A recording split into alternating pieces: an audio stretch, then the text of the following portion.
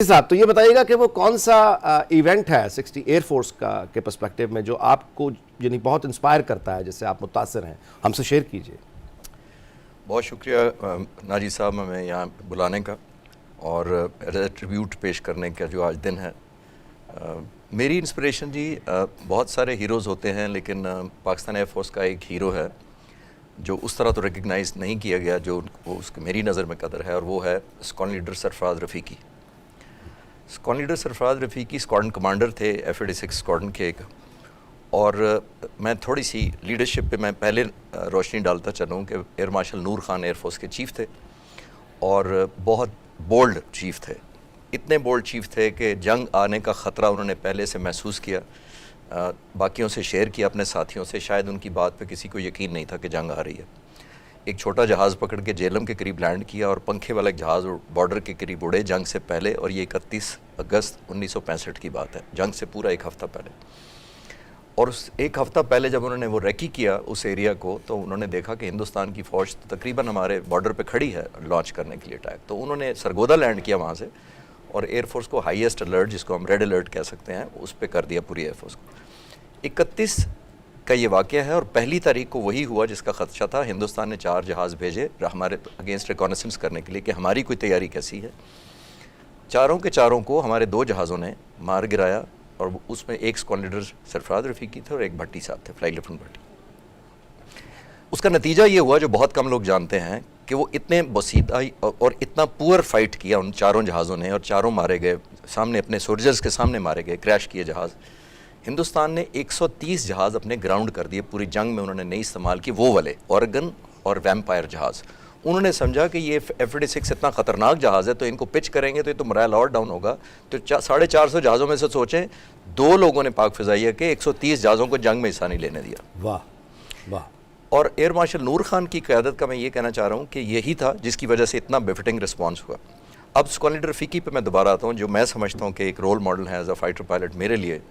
Squadron leader Rafiqi 6 تاریخ کو دوبارہ جب جنگ شروع ہوتی ہے تو ایک مشن لیڈ کرتے ہیں، اور یہ مشن تھا کہ پاک فضائیہ نے یہ پہلے سے فیصلہ کیا ہوا تھا کہ اگر ہمارے خلاف کوئی حملہ ہوا تو ہم ہندوستان کی جو سیالکوٹ اور لاہور سیکٹر میں 3 بیسز ہیں، ایئر بیسز، ہلواڑہ، پٹھان کوٹ اور رادھم پور، ان کو سائملٹینیسلی 5 بجے حملہ کریں گے اور نیوٹرلائز کر دیں گے۔ میں تفصیل میں جائے بغیر صرف بریفلی یہ بتانا چاہوں گا کہ کیوں نیوٹرلائز یا تباہ کیوں کرتے ہیں رن ویز کو، کیونکہ وہاں سے ان کی ایئر فورس اپنی فوج کو ہیلپ نہ کر سکے، اور جب ہماری لینڈ فورسز زمینی فوج بڑھے تو وہ ان کو ریزسٹنس نہ ملے۔ تو پٹھان کوٹ زبردست حملہ ہوا، 13 جہاز زمین پہ تباہ کر دیے اسکواڈرن لیڈر سجاد حیدر کی فارمیشن نے پشاور سے۔ M عالم دوسری فارمیشن لے کے گئے آدم پور کے اگینسٹ، اور وہ ان کو مزاحمت ملی اور وہ نہیں پہنچ سکے، لیکن ڈاگ فائٹ ہوئی اور واپس آ گئے۔ اب آپ یہ دیکھیے، ہلواڑہ تھا جس پہ اسکواڈرن لیڈر سرفراز رفیقی نے جانا تھا 8 جہازوں کے ساتھ، کیونکہ اچانک سیالکوٹ سیکٹر پر 600 ٹینکوں نے حملہ کر دیا تھا، اور ان 600 ٹینکوں کی وجہ سے آرمی کو شدید ضرورت تھی کہ ایئر سپورٹ آئے، تو ہم نے سارے جہاز ادھر ڈائیورٹ کر دیے سیالکوٹ سیکٹر میں۔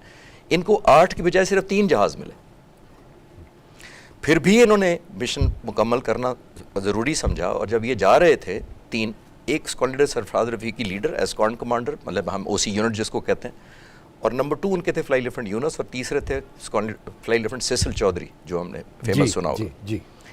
یہ 3 اب جا رہے ہیں 8 کی بجائے، اور یہ جب جاتے ہیں تو آپ سوچئے کہ میں سچویشن آپ کو بتاتا چلوں۔ کل میں ایک پاک فضائیہ کے ایونٹ پہ تھا ایز اے گیسٹ اسپیکر، تو وہاں پہ میں فلائی لیفٹیننٹ یونس کے بیٹے کو ملا، وہ آلموسٹ میری عمر کے ہیں، تو مجھے پہلے بھی پتا تھا لیکن میں نے پھر کنفرم کیا۔ انہوں نے کہا کہ جب میرے والد شہید ہوئے ہیں اس مشن میں، تو میں 3 سال کا تھا اور میرا چھوٹا بھائی 14 دن کا تھا۔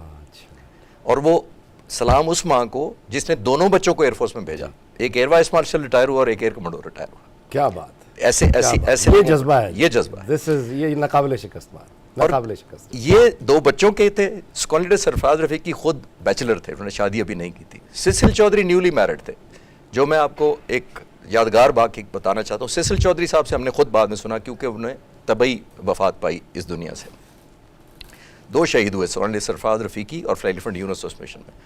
سیسل چودھری کہتے ہیں، جو زندہ بچائے، کہتے ہیں میں جب جہاز پہ ہم لوگ 3 جا رہے تھے، سب جانتے ہیں ہم سیسل چودھری کرسچن تھے، ان کی وائف کا نام تھا ایلس، کیونکہ وہ نئی شادی ہوئی تھی، تو وہ جو OC یونٹ ہوتا ہے، وہ دونوں میرے ساتھ جو مہمان وہ ایگری کریں گے کہ جو OC یونٹ ہوتا ہے، ہم تو ویسے ہی کیونکہ آفسر صرف لڑتے ہیں، ہمارے ساتھ سولجر سیلرز نہیں جاتے، فائٹر پائلٹس، تو ہم بیویوں کو بہن یا بھابھی کہتے ہیں۔ تو آپ سوچئے, مجھے اچھی طرح یاد ہے سیسل چودھری صاحب کہتے ہیں کہ جب ہم جہاز کی طرف جا رہے تھے تو مجھے سرفراز رفیقی نے بلایا جہاز سے, ہم جہاز چڑھ رہے تھے واپس بلایا, میں نے سمجھا کوئی بریفنگ میں چینج ہے یا ٹارگٹ کو فریش کوئی ایلوکیٹ مجھے کرنے لگے ہیں, تو میں واپس آیا تو انگریزی میں کہتے ہیں سیسل چودھری کو, آئی نو ایلس ول نیور فرگیو می, کیونکہ ان کو پتا تھا یہ ون وے مشن ہے ہاں کہ وہ مجھے معاف نہیں کرے گی.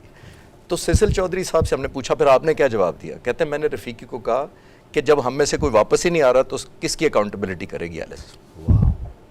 یہ جذبہ ہوتا ہے.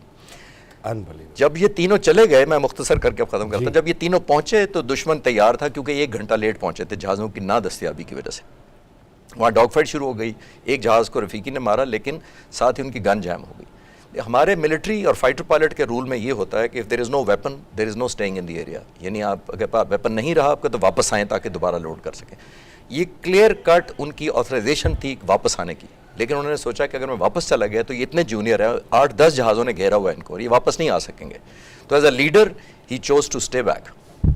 میں نان پاکستانیز کی, گوروں کی میں کتاب پڑھ رہا تھا, انہوں نے بڑا خوبصورت لکھا, انہیں کہا death for squadron leader Rafiqi was a matter of time not a matter of question کہ whether he will die or not, it was a matter of time and this is exactly what happened. تھوڑی دیر بعد دشمن نے دیکھا کہ یہ کون ہے جو ان 2 جہازوں کو 7-8 جہازوں سے اتنا خوبصورت لڑوا رہا ہے جبکہ یہاں تو پاکستان کا ریڈار بھی کوئی نہیں ہے. تو دس از دا ٹائم, ایک فلائنگ آفیسر گاندھی تھے ہندوستان ایئر فورس کے, انہوں نے اوپر دیکھا کہ جہاز اوپر سے کنٹرول کر رہا ہے, وینٹ اینڈ شاٹ ہم, نہتے اسکواڈرن سرفراز رفیقی کو. وہ آج بھی ہندوستان میں بریڈ ہے. میرے لیے وہ رول ماڈل ہے. آپ نے پوچھا یہ سوال تھا کہ کیوں ہے, یہ سیلف لیسنس ہے کہ آؤٹ نمبرڈ لیکن صرف کامریڈ شپ کے ان کو چھوڑ کے واپس نہیں آنا, انہوں نے اپنی جان کی قربانی دی. This is leadership.